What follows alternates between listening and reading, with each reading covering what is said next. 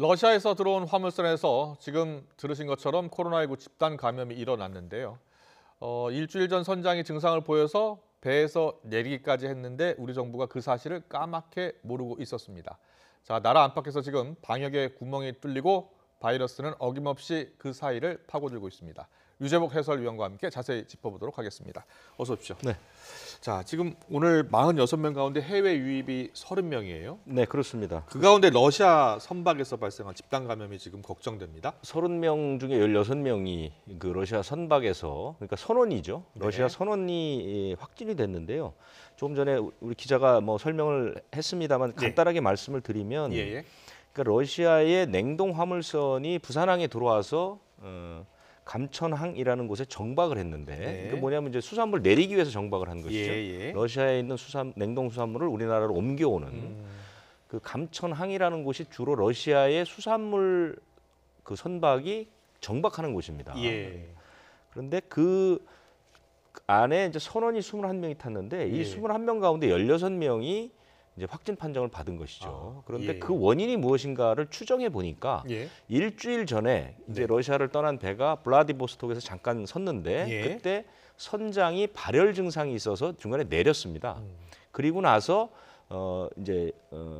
일주일 동안을 이제 배를 타고 우리나라로 온 것이죠. 부산항까지 왔어요. 그렇습니다. 예. 그러니까 지금 추정으로는 러시아 선장이 최초 감염자일 가능성이 있고 예. 그로부터 바이러스가 옮겨진 상태에서 일주일 동안 좁은 배에서 같이 생활을 하다 보니까 그 21명 가운데 거의 대다수가 이제 확진을 받은 것이죠. 예. 이제 그런 방식인데 문제는 뭐냐면 이 배에 그 사실을 미리 알지 못했기 때문에 그 배는 이미 하역 작업이 어제부터 이제 시작이 된 겁니다. 그래서 우리의 그 하역 작업을 하는 노동자들이 그 배 위에 올라가서 일을 열심히 하고 있었고. 그러면 저기 러시아 선원 말고도 우리나라 하역에서 일하시는 분들도 같이 아니요. 들어올 때는 이제 러시아 선원만 들어왔지만 배를 정박한 뒤에 물건을 내리기 위해서 우리 노동자들이 그 배 위에 올라간 것이죠. 예. 그래서 작업을 하는 겁니다. 작업을 예. 하는 와중에 이제 러시아 선원과도 자주 접촉을 했고 그때 당시에 이제 CCTV 화면이나 보니까 다 마스크도 쓰지도 않았고 특히 냉동 물건을 꺼내는 그 냉동실은 영하 25도니까 마스크를 쓸 수 없는 그런 상황이고 네. 그런 과정에서 이제 우리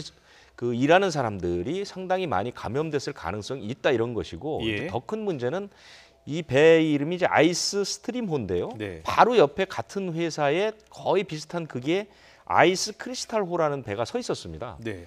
그 배도 이제 같이 하역 작업을 하면서 이 그 하역 노동자들이 그 양 배를 왔다 갔다 한 거죠. 그러면서 이제 막 섞인 겁니다. 그래서 예. 그 숫자가 176명이 된 것이고 예.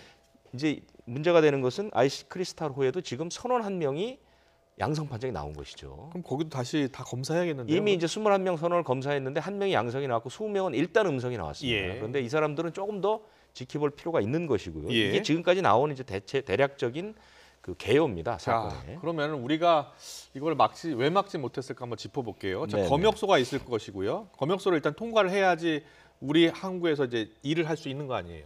그러니까 이게 이제 처음에 들어오기 전에 예. 그 검역 절차라는 걸 밟죠. 네. 검역 절차라는 게 두 가지 종류가 있습니다. 하나는 승선 검역이라는 게 있고 네. 전자 검역이라는 게 있습니다. 그런데 승선 검역은 말 그대로 이제 검역 요원들이 배에 올라서 이제 검역을 하는 것을 말하고 예. 전자 검역은 그 과정을 서류로 다 해버립니다. 예. 그러니까 서류로 해서 그래서 이제 그게 이제 기준이 있어요. 네. 어떤 기준이 있냐면 위험 지역에서 출항했던 배, 그 다음에 선원 중에 의심 증상자가 있거나 예. 또는 선원이 하선을 할 경우, 그러니까 선원이 배에서 내릴 경우에는 승선 검역을 합니다. 예. 그런데 그렇지 않은 경우에는 전자 검역이라고 해서 필요한 서류들을 전부 전자문서로 써서 내버리면 그냥 끝나는 겁니다. 왜냐하면 이 배는 선원이 내리는 게 아니고 예. 물건만 내리고 다시 돌아가는 배거든요. 예. 그런데 이제 해외에서 이제 그 코로나19 상황이 심각하다 보니까 우리나라가 의무 승선 검역국이라는 걸 지정했습니다. 예. 그것은 이제 어떤 배가 오든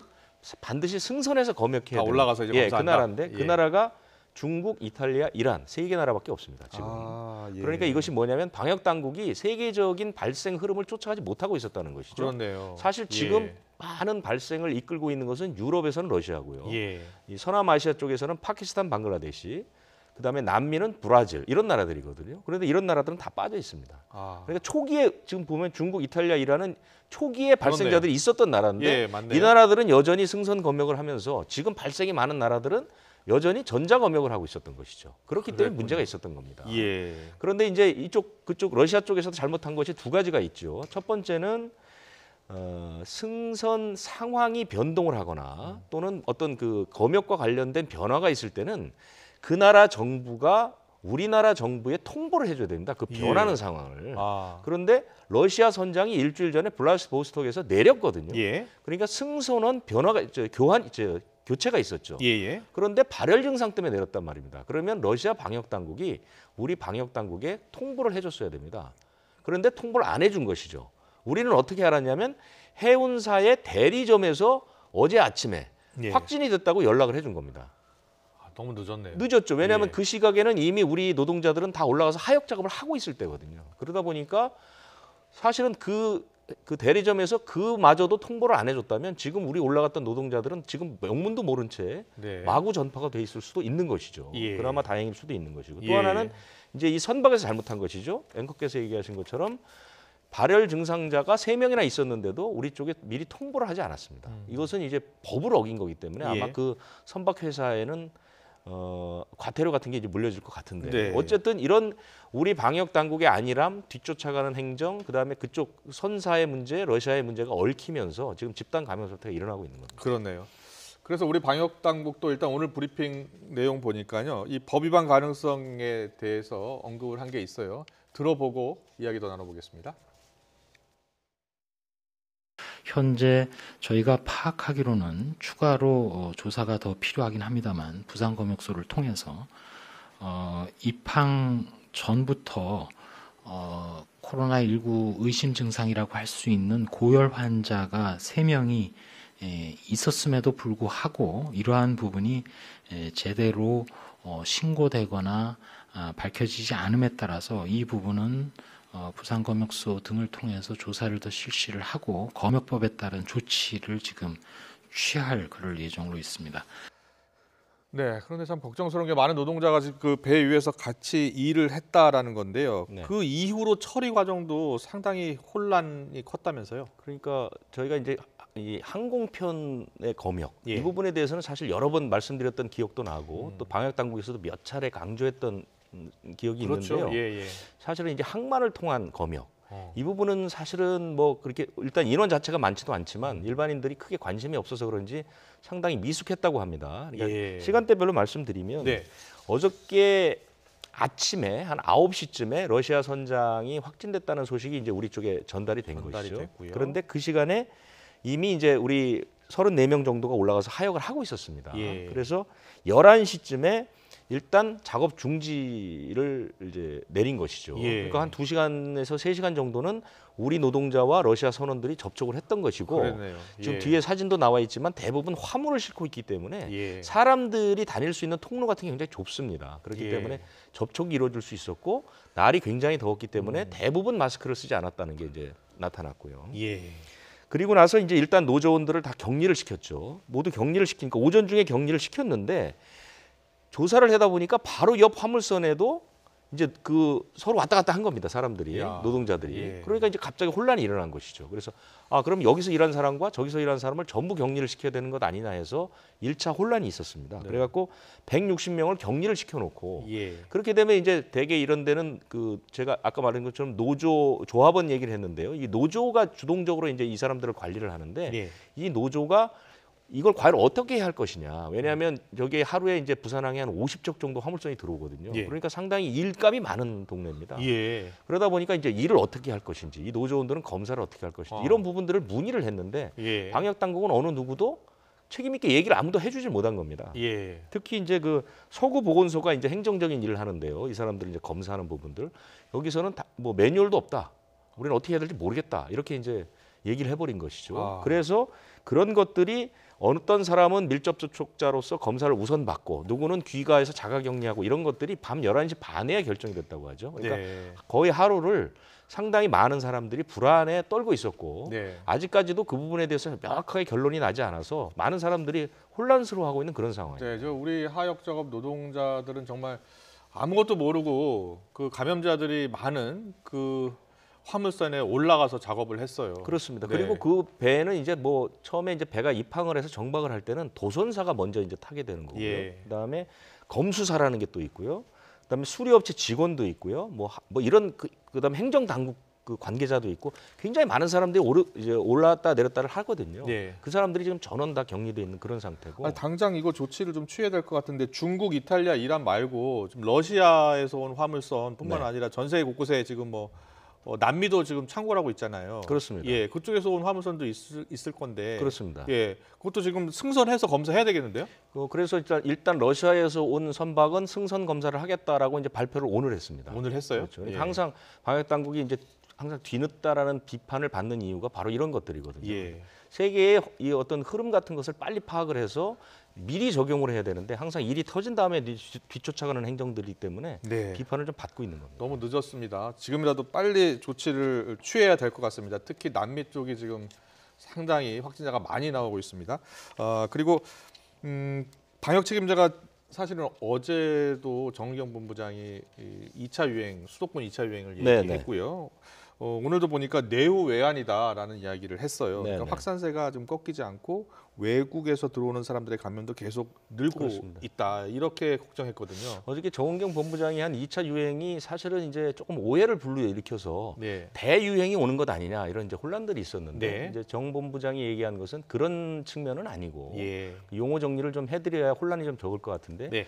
이미 우리는 1차 유행을 겪었습니다. 서울 네. 수도권은 그 3월에 구로 콜센터라든가 이제 병원, 교회 같은 곳에서 1차 예. 100명 단위의 이제 감염들이 있지 않았습니까? 예, 예. 그때가 있었고 그다음에 2월과 이제 3월이요. 예. 그렇습니다. 2차 유행은 현재 진행되고 있다. 그러니까 5월 초부터 나왔던 뭐 이태원 또 물류센터, 방문 판매업체 이런 것들이 이제 유행이 지나가고 이제 되고 있는 상황이다 이런 것이고 예. 대유행은 어떻게 정의를 했냐면 의료 체계가 감당하기 어려울 정도의 폭발적 발생 상황 이것을 이제 대유행이라고 한 것이죠. 예. 그러니까 우리가 아직 대유행에 들어간 것은 아니고 예. 유행을 겪고 있다 이렇게 얘기를 한 건데 이제 많은 사람들이 이게 겨울에 온다는 그 2차 대유행인가 이렇게 이제 걱정들을 했는데요. 사실은 조금 용어 정리는 할 필요 있을 것 같고 알겠습니다. 내후 외환이라는 건 이제 뭐 제가 지금 조금 전에 설명드린 것처럼 예. 지금 이제 그 서울에서 생긴 소규모 감염이 대전 중심으로 내려가 있고 이것이 막 퍼져나가는데 네. 숫자가 전혀 줄지를 않고 계속 번져나가고 있는 상황. 예. 그 다음에 외국에서 들어온 그 사람들이 특히 이제 계절 노동자를 중심으로 해서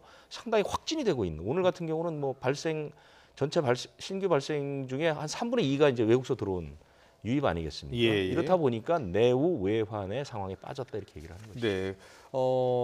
그래도 이제 이 해외에서 온 노동자들의 그 감염 같은 경우에는 추가 감염을 좀 막는 게 조금 더 쉽지 않습니까? 그러니까 이제 방역망 내의 감염 상황, 예. 그다음에 방역망을 벗어난 감염 상황. 이것은 이제 방역 당국에서 대처하는데 사실 하늘과 땅 차이입니다. 왜냐하면 예. 외국에서 지금 들어온 사람들은 의무적으로 14일 동안 자가 격리를 하게 돼 있거든요. 예. 그 격리할 장소를 다 써야만 입국이 가능하지 않습니까? 이것은 항만도 마찬가지입니다. 예. 똑같습니다. 예. 그렇기 때문에 그 사람들이 감염이 되는 것은 방역 당국에서 그 사람의 위치와 동선을 이미 완벽하게 파악을 하고 있는 것이고 예. 자가격리 기간 동안에 외부 사람과 접촉을 하지 않거든요.